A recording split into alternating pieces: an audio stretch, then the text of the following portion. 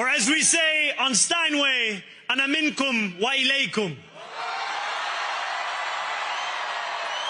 New York മേയറാക്കിയ ജനങ്ങൾക്ക് ശക്തമായ രാഷ്ട്രീയ സന്ദേശമാണ് ഈ അറബി വാക്കിലൂടെ സൊഹ്റാൻ മംദാനി നൽകുന്നത്. എന്തിനും ഏതിനും ഞാനുണ്ടാകും, കാരണം ഞാൻ നിങ്ങളിൽ നിന്നുള്ളയാളാണ് എന്നാണ് അദ്ദേഹം പറയുന്നത്.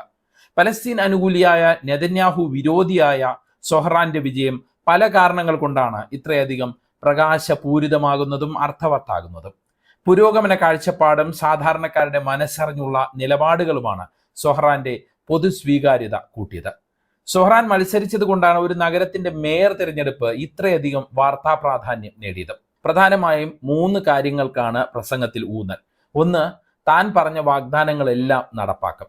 2, ന്യൂയോർക്ക് കുടിയേറ്റക്കാർ ഉൾപ്പെടെ എല്ലാവർക്കും വേണ്ടിയുള്ള നഗരമായിരിക്കും. ജനുവരി മുതൽ ന്യൂയോർക്ക് ഭരിക്കുന്നത് ഒരു കുടിയേറ്റക്കാരനായിരിക്കും, അതായത് സൊഹ്റാൻ മംദാനി ആയിരിക്കും. 3, ട്രംപിന്റെ നയങ്ങൾ ഇനി ന്യൂയോർക്കിൽ നടപ്പാക്കില്ല, ശക്തമായി ചെറുത്ത് തോൽപ്പിക്കും. ട്രംപിന്റെ ജന്മസ്ഥലമാണ് ന്യൂയോർക്ക്. ട്രംപിന്റെ ബിസിനസ് ആസ്ഥാനം സ്ഥിതി ചെയ്യുന്ന സ്ഥലവുമാണ് ന്യൂയോർക്ക്.